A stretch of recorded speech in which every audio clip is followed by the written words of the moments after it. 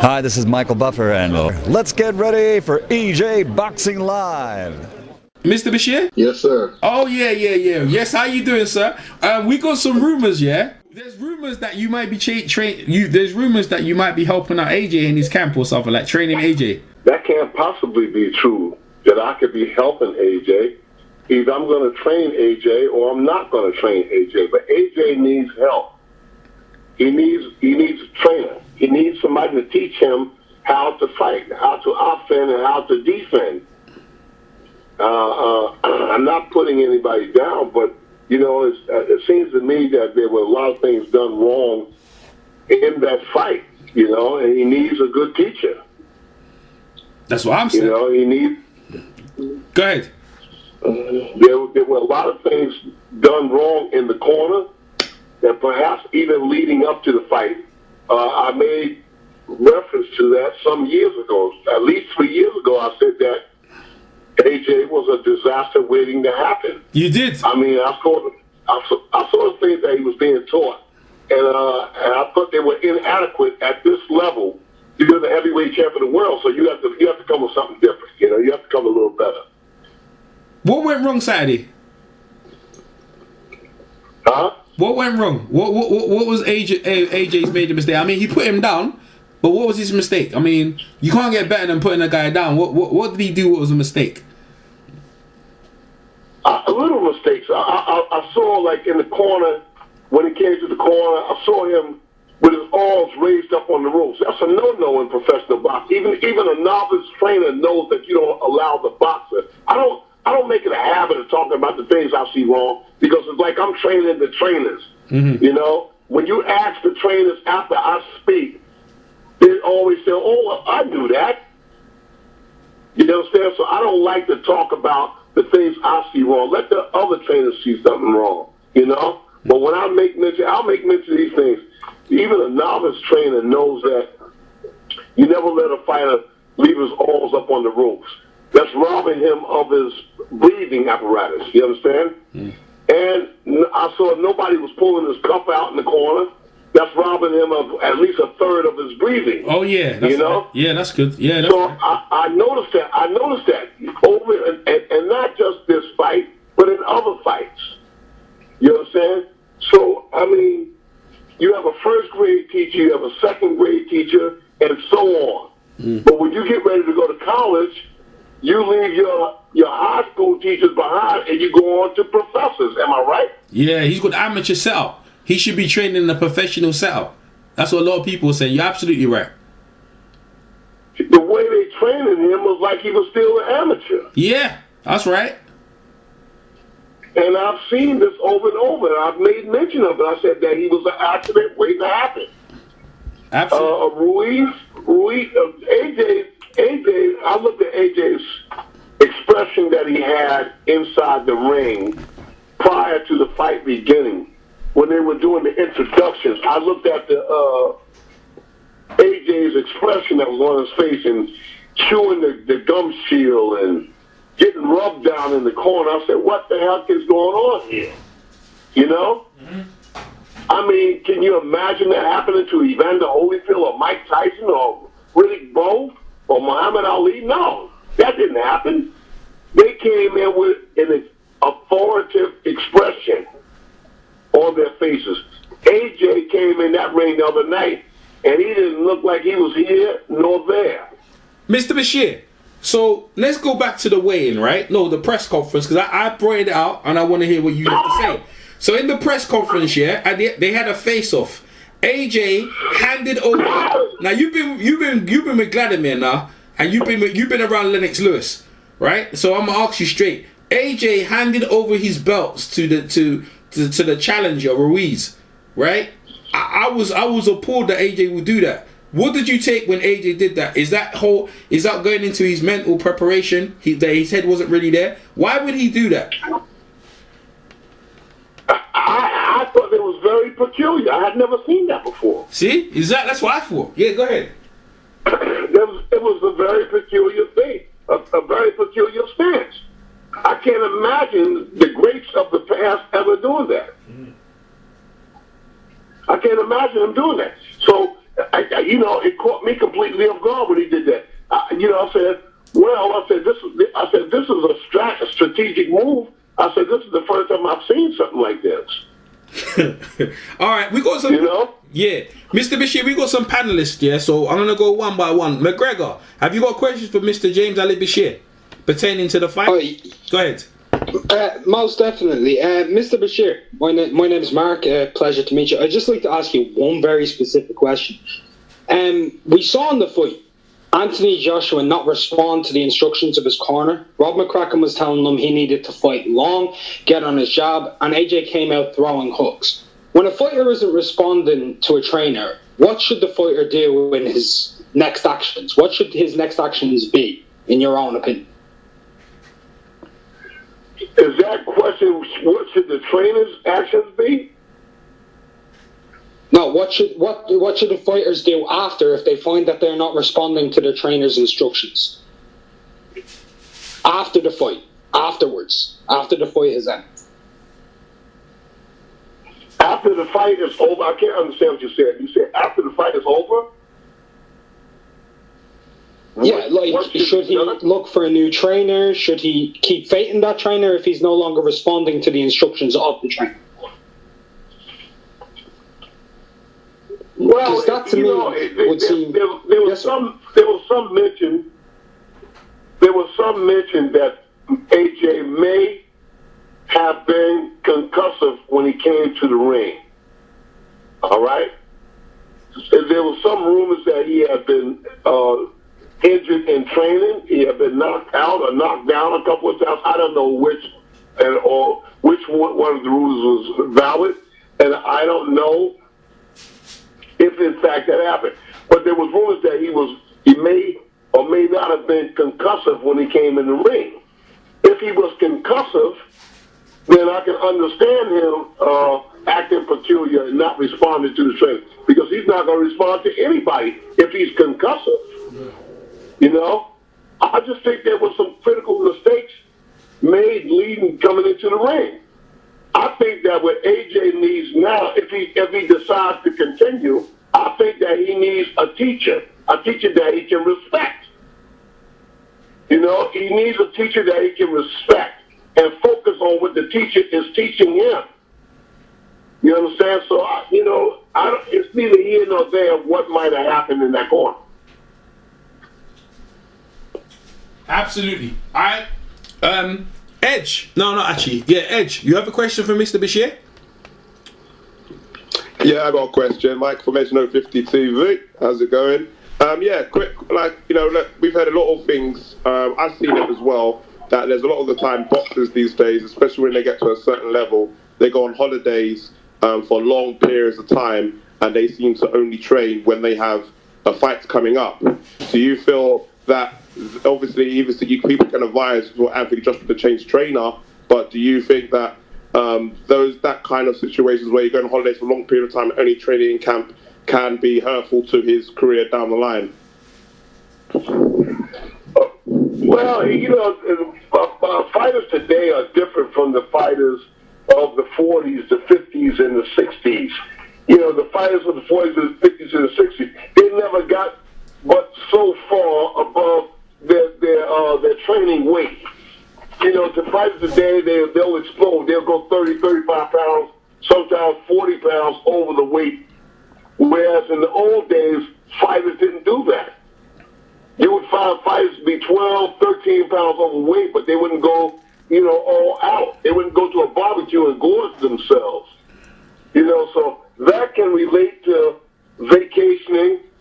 That can relate to just taking it easy. I always got the impression that as long as AJ was winning, there was no need to correct anything. Yeah. But I always alluded to the fact that they need to do some maintenance on his style, or maintenance on his tactics and techniques.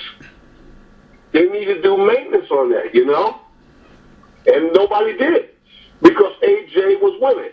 Alan Frank Bruno, same thing. I don't care how long somebody been in boxing. I don't care. I'll go on record. I don't care how long a person's been in boxing. I want to see fruits of a trainer's labor. And the way you show the fruits of a trainer's labor is through the actions of the fighters that they've trained, the successes of the fighters that they trained. You know, anybody can say that I'm a good trainer. Anybody can say that I've done this and I've done that or the other, but the proof lies in the tasting of the pudding. You know, and AJ came in that ring the other night, and he looked like he was going to a movie theater. He didn't look focused. He didn't look hungry. He just didn't respond right. And from my point of view, that's just my point of view. All right, thanks very much, Edge. Stay on mute. Destiny, you got a question for Mr. James Ali Bashir? Destiny? I guess Destiny's come off. PMC? Yes. Go ahead. Yes. Hello, Mr. Bashir. Yes. How are you? Yeah. My question is, can you give us like maybe an insight of like Anthony Joshua? Do you see anything that he might lack some kind of emotional or some type of maturity? The fact that he didn't leave his amateur coach. He seems to cling to his family. I guess he's still staying, with his parents. Do you think that's can be? And then they also pointed out in the Breakfast Club, that he, looks like he bites his fingernails. Do you think it's maybe he's regressing or anything like that, or maybe that has? He's saying has he got any mental problems? Not maturing as a boxer. Yeah, you saying he got any mental problems? PMC, put yourself on mute, and Destiny, put yourself on mute so Mr. Bashir can answer. Mr. Bashir, you get that question? Do you reckon AJ's got any mental issues that he's acting? He's acting funny and stuff. Because you've been around Maurice. I think it was Maurice Harris, and he's been through some stuff. And we know about Meldrick Taylor. At the minute he's got a felony happening. So can you? It could be a number of things, But when you're the heavyweight championship boxer, when you're the heavyweight champ of the world, you've got to pull yourself up by the bootstraps because you're in a no-win situation if you don't. So it could or could not be. I don't know how to answer that question. It might be, but it might not be. But by him hiring a psychologist to help with his mental state, to help with his psychic, I thought that was something that sent a signal that he was weak. He was weak. I think that was advised by Eddie Hearn. I think that was advised by Eddie Hearn because I think it was Tony Bellew had the same kind of issues, and Eddie Hearn advised him to do that. I think that was an advisory of Eddie Hearn because I've seen. Yeah, but it didn't help Kenny Norton, so why would it help them? Explain on the Ken Norton. Explain that one. Could Ken Norton have one? Ken Norton had a hypnotist come in and try to help him before he fought George Foreman. When you see how much good that did him. Oh yeah, Mike Tyson had one as well. He had you understand? Yeah. The bottom line is, you can have money that you want to give away to somebody, but that's not going to help you when that bell rings, when that punch hits your chin. It's not going to help you. I always hear different psychologists, different sports therapists, conditioning coaches say this is going to happen at this point in the fight. This is how you're going to feel, and you're going to be able to do this because I trained you to do it. But to me, it's just another roost to make money on the fighter. It's bullshit. Oh, good. It's bullshit. You're going to be able to explode in round number 8 because you're going to have this much energy, and you're going to be able to do that here in round number 9. And then I ask the people, have you ever had the gloves on? Have you ever been inside that ring? No, but I've been around a lot of boxers. You've been around a lot of boxers, but you've never been in that predicament. Yeah. So I think it's bullshit. I think it's a bullshit hustle. You know. So when they say hire a psychologist, that's the first red flag. Second red flag, Eddie Hearn says, "Oh, we're going to have the rematch in Britain, in Great Britain." It makes AJ look weak. In case they have not noticed, they'll say that AJ is the heavyweight champion of the world. So that means you go with the promotion. You go with the money. If the fight is in Germany, France, Sweden, Switzerland, Australia, you've got to go because you are the heavyweight champion of the world. You belong to the world. You can't say I'm not going to fight in America. I'm not going to fight in Asia. I'm not going to fight Japan or wherever. You're the heavyweight champion of the world. So what if the people in those countries say, okay, I won't buy your pay-per-view? Mm-hmm. Mm-hmm. You can't have it both ways. You can't have it say, oh, well, I'm not going to fight in China. I'm not going to fight in Japan. So what if the Japanese people and the Chinese people say, okay, we'll just pull our money from the pay-per-view? No, it makes the champion look weak. Well, he looked weak. You know? Well, he looked weak losing to that fat Tabalad. I'm gonna move on to the next person. Yo, Destiny, you got a question for Mr. James Bashir? Should I say the teacher? Destiny. I guess she's Yeah. Go ahead. Hey, introduce yourself. That's the introduce yourself. Go ahead.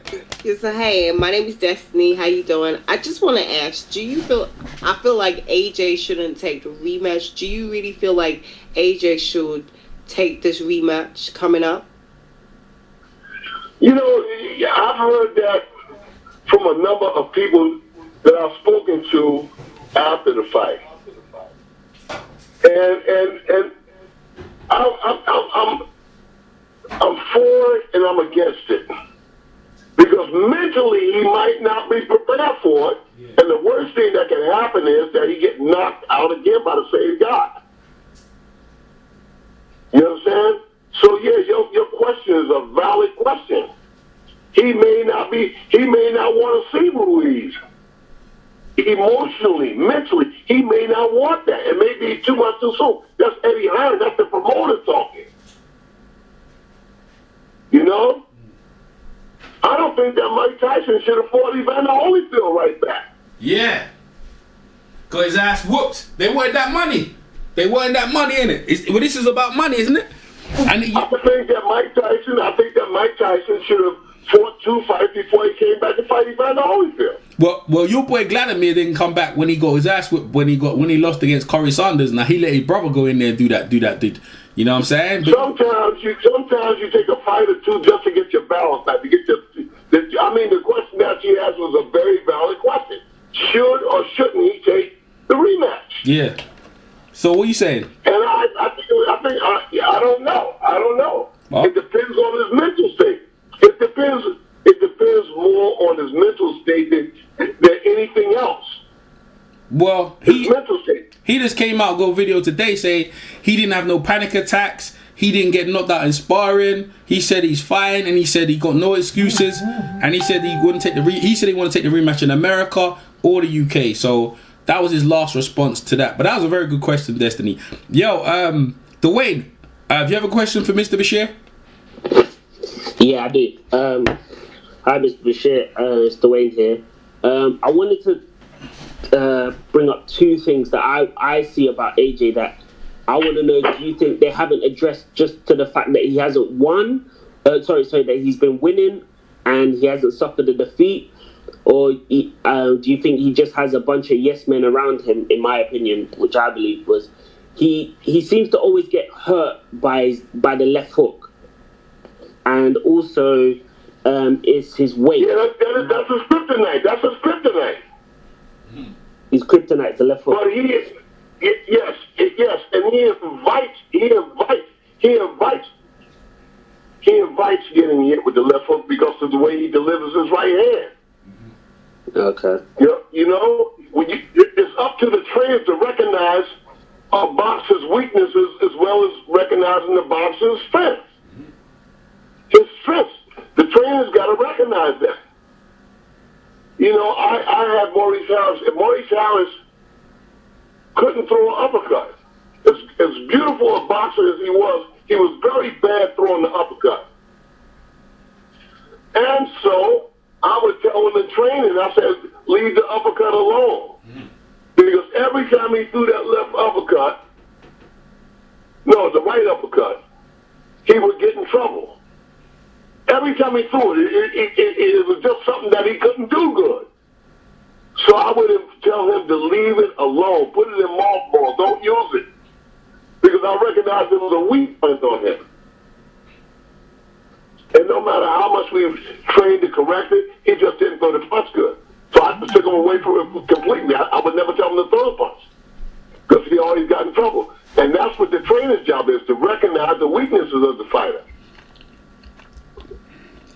And the second part of the question was, do you have concern with AJ being so muscle bound? Do you think they should address it for the rematch upcoming, or do you think that you thought the weight for this fight was fine?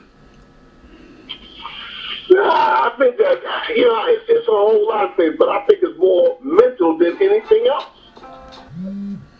I think it's more mental and emotional than anything else. You know, I mean, we can sit here and hash out concepts all night long.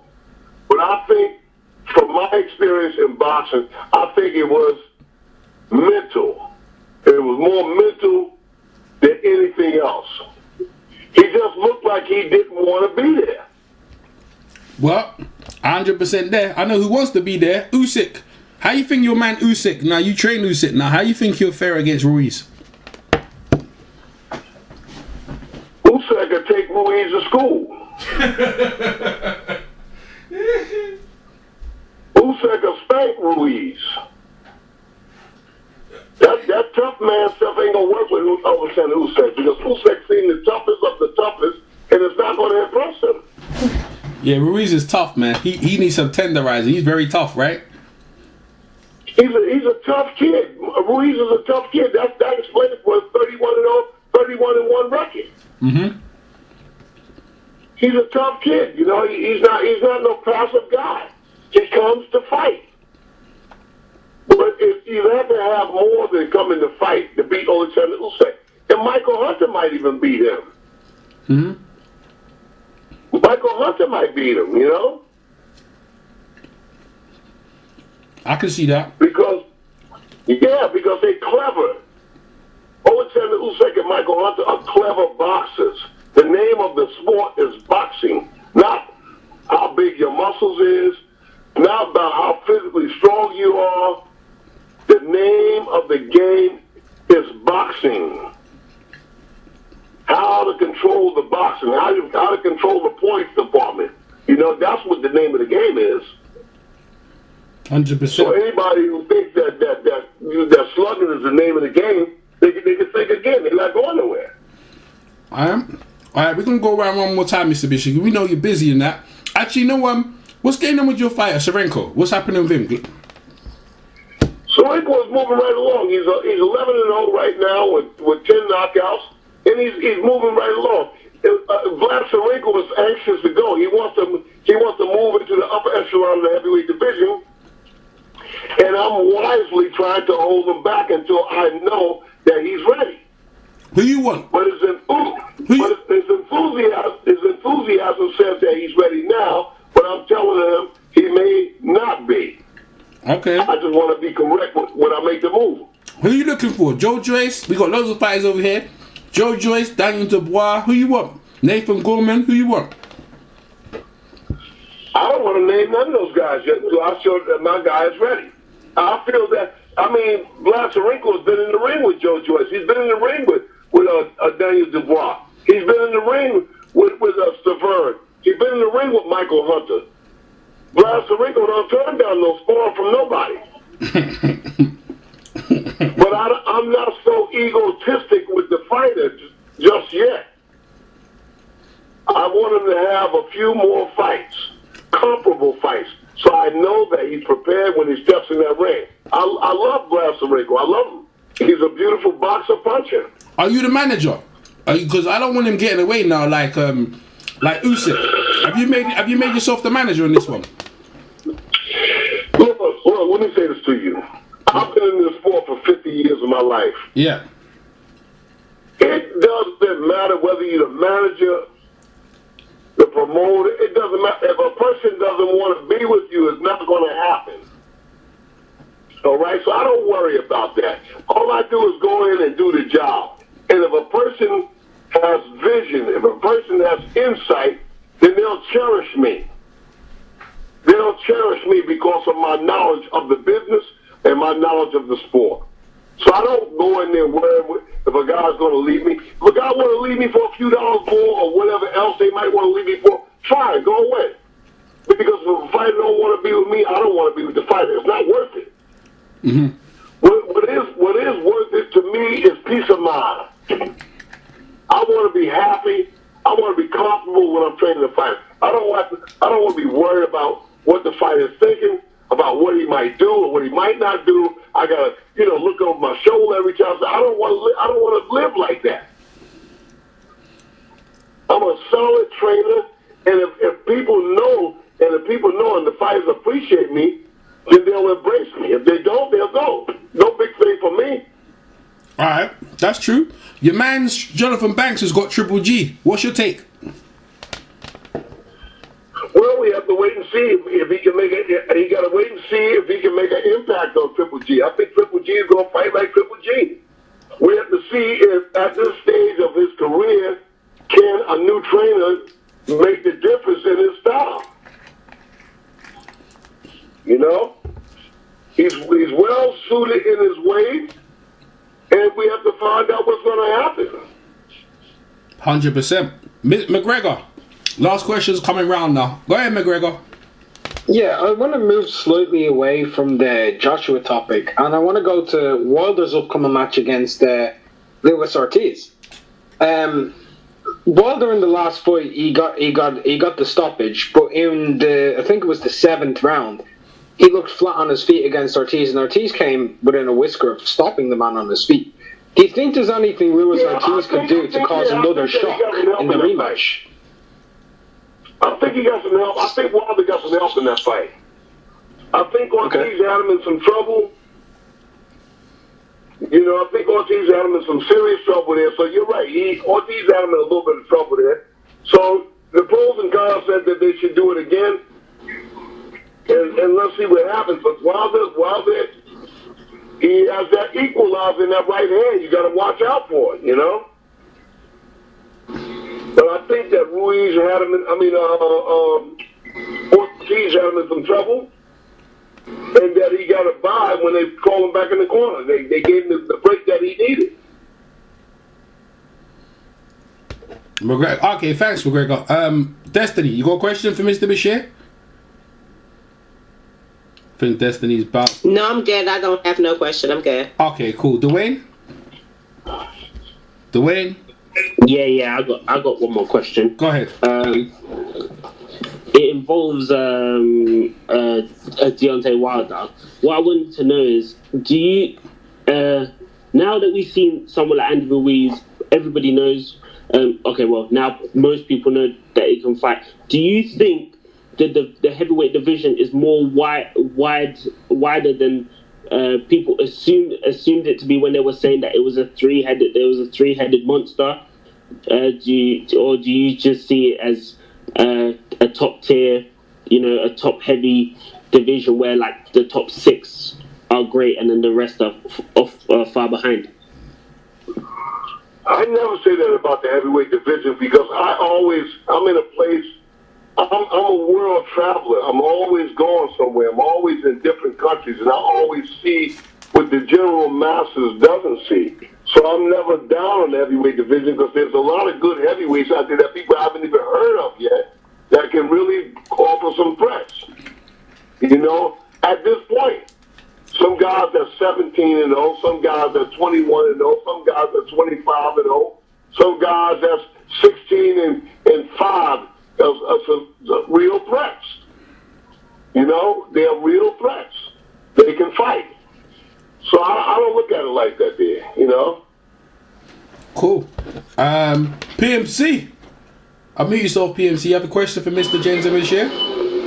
You know what? No, I don't. Okay, cool. Edge? Okay. That's cool. Edge? Yeah, I've got two questions. First up, a lot of people are saying, like, you know, Anthony Joshua quit. He didn't quit. I just want to know what your opinion is on that.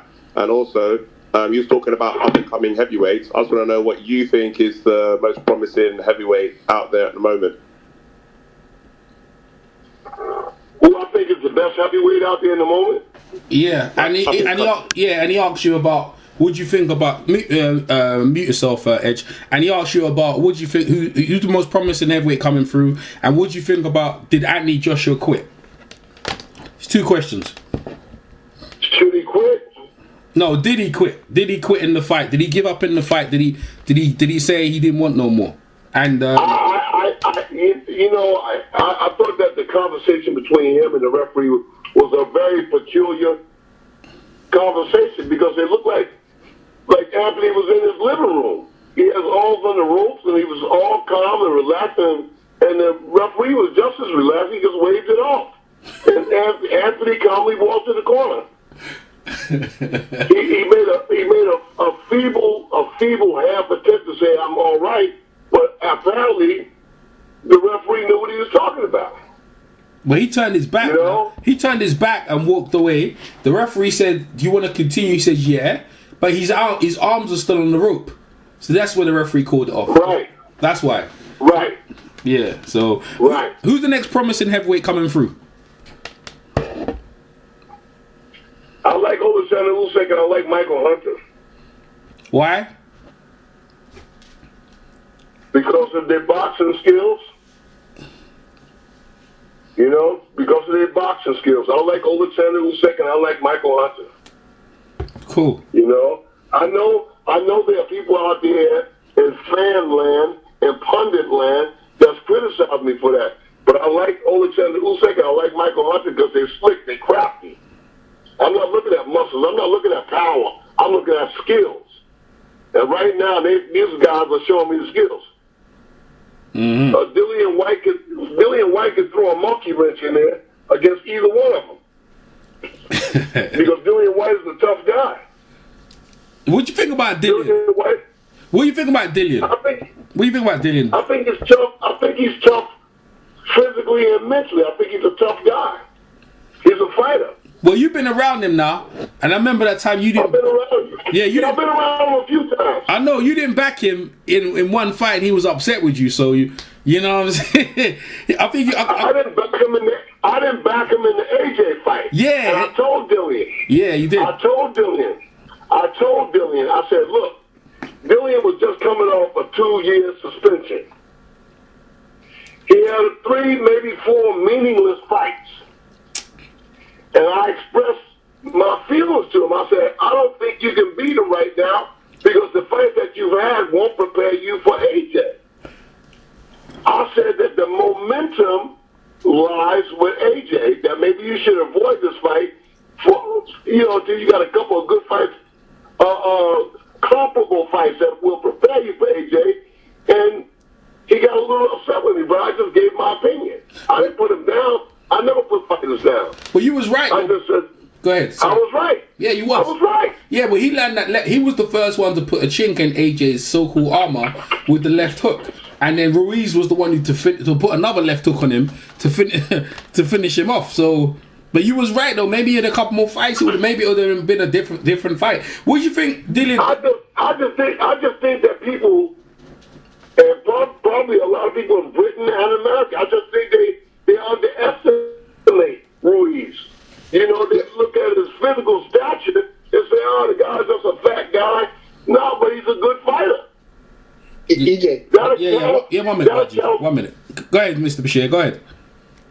That accounts for his 31 in one career. Absolutely. We got a question from YG Knight. Go ahead, YG. Ask a question. Introduce yourself. Yeah, this is YG Knight from New York. Yeah, I think I agree with you. What you were saying to him, I think you might have lost him because I think you worded it wrong. So, you know those fighters and they pride almost. I think almost if you didn't tell him that avoid this fight, but like, you should have told him put this fight on hold, and you probably would have got through to him. But you definitely was right about that situation there. You got a question? You got a question? Yeah, no, I was just remarking on that. But my question is, I really feel AJ could turn this thing back around and get everything back on track. But it's just a couple things I think that he's gonna have to change, and I feel that he's gonna have to work on his cardio, and I think he's gonna have to work on his catch and shoot. If he was catching and shooting more and not giving ground, I think he could have changed that fight around. What you think about that? What? Mute yourself, YG. Yeah, go ahead, Mr. Bashir. I think that catch and shoot. I think that no, he got to come in the ring authoritative like the heavyweight champion. Say, you know what? He catch and shoot. He say catch and shoot. I'm gonna break your neck. I'm the heavyweight champ. He's got to have that Sonny Liston, George Foreman attitude. George Foreman did everything wrong. But George Foreman had the attitude that said, I'm going to break your neck. All right? So when you have that attitude, that complements a lot of other things that you do wrong. You know? I don't think it's so much catch and shoot. I think that he just doesn't fight with the authoritative mentality. Mm. You know, he's got a passive mentality. He's too passive. He's too soft. He's softer than drugstore cotton. You know, you got to go out there and throw punches. So what? Hey, so why was he so aggressive when he fought Vladimir? What did Vladimir do to him to make him so aggressive? Yeah. Go ahead. You on mute, YG. What made him so aggressive? You know what I'm saying? When he fought Vladimir, he let loose now. So hold on, EJ, because YG. This ain't like this is an interview, so you have to mute yourself, and then I let you know when you're talking. Good. Go ahead, Mr. Bashir. He fought Vladimir so aggressively because he was afraid of what the old man might do. Oh. So he came out with the right attitude to try to stop the old man. He came out with the right attitude, an authoritative attitude, like, I got to stop this guy because I can't let him stop me. And Vladimir nearly stopped him. Okay. You know, he nearly stopped him. So you saying he took Vladimir more seriously than he took Ruiz is what you're saying, right? Yeah, I think so. Go ahead, YG. I think so. Go ahead, yeah. YG, go ask your question to Mr. Bashir. YG? No, I was saying that, like, when I was saying the catch, because I was the catch is two reason why I said, because I was saying if he would work on that, it would improve his defense. Some of the, like, he was letting punches go, but not even defensive conscious. Like, he was letting punches go, just throwing them, and that's how he got counted. And on top of that, when I said the cardio, like, he tires out too fast. Like you said, he kind of. Like, let me tell you something, YG. You know what? If you go in that ring insecure, if you go in that ring with doubt, if you go in that ring with any kind of compromising state of mind, you're going to get tired in 2 rounds. Oh. You're going to get tired real quick. Yeah. If you're insecure, if you don't have confidence, and to me, only to me, it's just my opinion. To me, in that corner, when I was watching AJ doing the ring introduction, he didn't look confident. I don't know whether anybody else saw that did, but he didn't look very confident to me. Damn, that's interesting. That's very interesting. Now, Go back and look at him standing in that corner doing the ring introduction. He didn't display himself like the heavyweight champion. Yeah. Why was the guy massaging the back of his head? I don't know. That made him look weak. But that made the champion look weak doing that bull. Biting on his mouthpiece, his body language. You say his body language was not of a champion. It was of what? His body language was all wrong. Mm-hmm. Okay, boy. His body language was all wrong. Ooh. The guy massaging his head, massaging his shoulders. It made the champion look weak. Well, you know. Well, you look at Sonny Liston. Look at Sonny Liston. Look at George Foreman. Look at Evander Holyfield, Mike Tyson. Look at those Riddick Bowe. Look at those guys in the corners. Look at them. Think about their demeanor. Yeah. Their demeanor was that I'm here for business and I mean business. Yeah. They were going. But AJ didn't look right. He didn't look right. But even saying that though, he still put the guy down though. You know what I'm saying? He's putting the guy down. Yeah, he knocked the guy down. Yeah, he knocked him down because he's strong like that. And he landed a good combination. But I think what doused the fire on his fire was that Ruiz got up and said, I'm all right, and then knocked him down. Yeah. Do you think AJ's the my thinking... Go ahead. Sorry, go ahead. My thinking would be, after he knocked Ruiz down, Ruiz knocked him down, my thinking is that, okay, now it's a fight. But AJ didn't respond like that. AJ got up, and he looked like he was injured, like he was hurt. Some was hurt. If he wasn't hurt from the physical punch, he was hurt mentally. Do you think because he began to fight differently. Do you think AJ's the BFG, big friendly giant, and he don't want to hurt nobody really? Because he was so happy, he looked like he was relieved at the end of the fight, and it seemed like all the pressure was off his shoulders about Wilder and stuff like that. But Eddie Hearn wants him to go back in. Eddie Hearn is really coming like Don King, boy. He's really, you know what I'm saying? He's acting like Don King, bro. He don't look like he cares about AJ one bit. You know he got Kell Brook's eyes. When Kell Brook was fighting Triple G, he got his orbital bone smashed, and then he went back down and he fought Errol Spence straight away, and the other orbital bone got smashed. Is there a possibility AJ can be in trouble in this fight? I don't know if AJ's going to be ready for that rematch. I don't know. Yeah, that's what I'm thinking as well. I don't know if he's going to be ready for that rematch. Mentally. Because Ruiz has had an injection. And he likes being called heavyweight champion. So I don't see him giving those belts up without a fight. But he's the first Mexican champion. I don't see Mexicans giving up anything too easy, right? And believe me, Ruiz is aware that he's the first Mexican champion. What's that You understand? Yeah, what does that mean in America, man? What does that mean? Because Mexicans had they recently got Canelo winning the middleweight belt, which Let me tell you something. That's big stuff for the Mexican people. That's big stuff. That's big stuff for the Mexican people. I mean, a lot of Mexicans are going to come fighting now because Ruiz opened the door. And they're going to start fighting harder now than ever because they want to be part of that trilogy, that triumph. They want to become part of that. That's big news. Ruiz probably hasn't had a moment's rest since he won those belts. He's all over the globe, all over that area, California, Mexico, because he's the Mexican champion, the first one.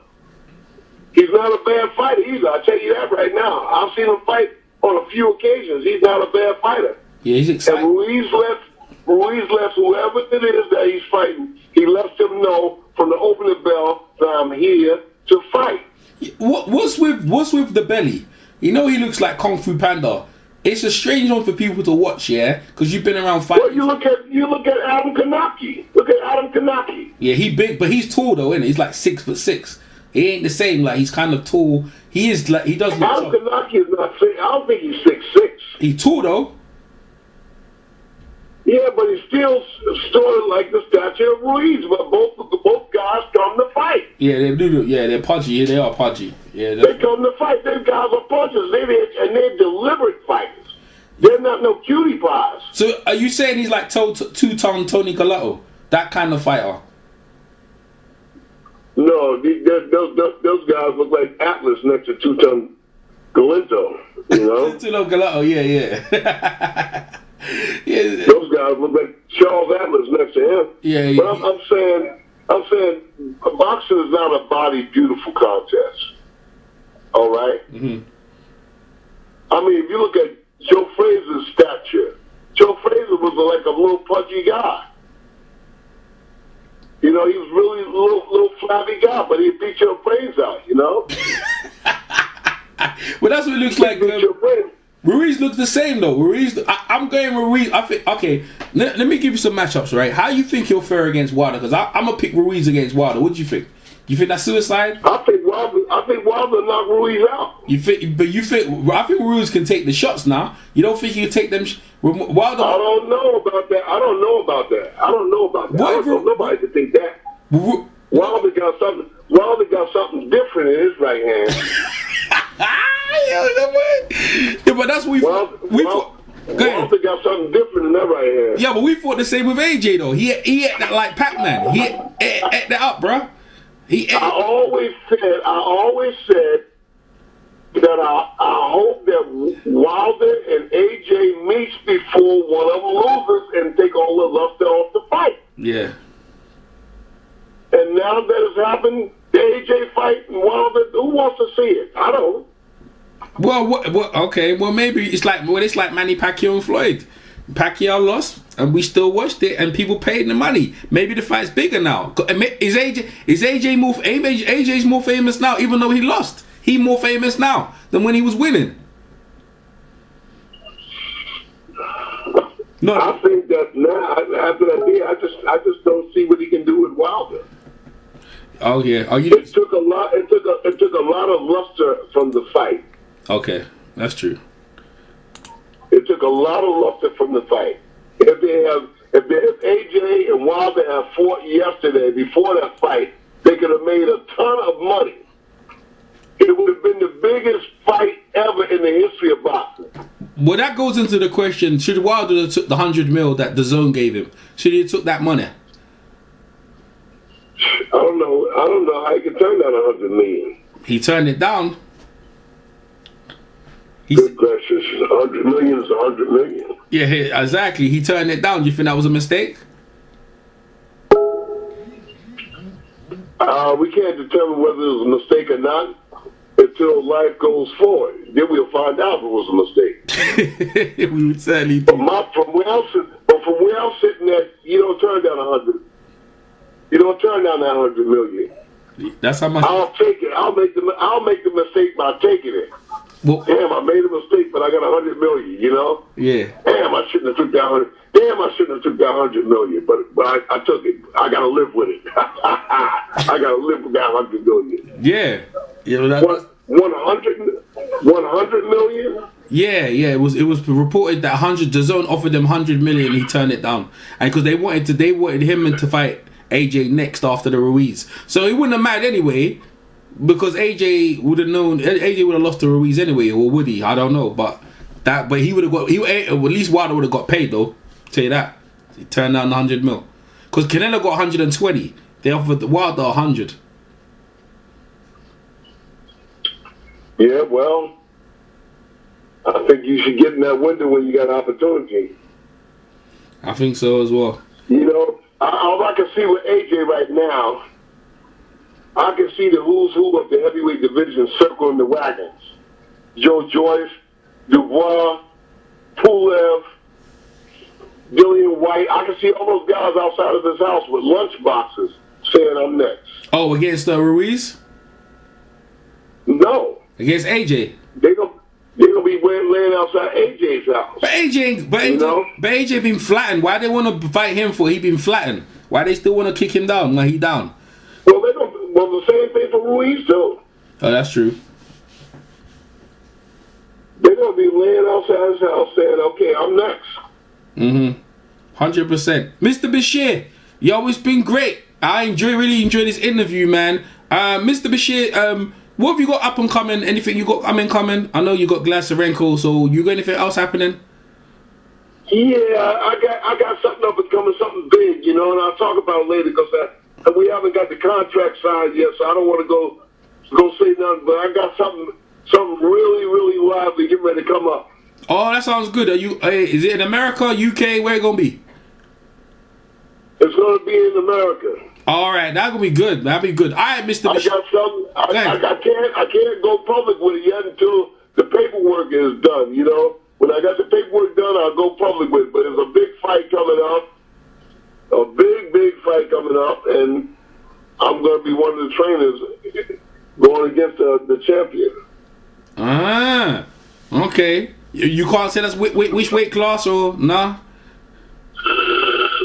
If I tell you anything, it'll blow the cover. Alright, fair enough then. Alright, Mr. Bashir, man. Alright, Mr. Bashir, we really appreciate you coming on the show and talking to everyone. Yes, I always appreciate being on the show. Thank you. You're welcome, Mr. Bashir. Anytime. We take care. We look forward to your news, your breaking news next. Yes.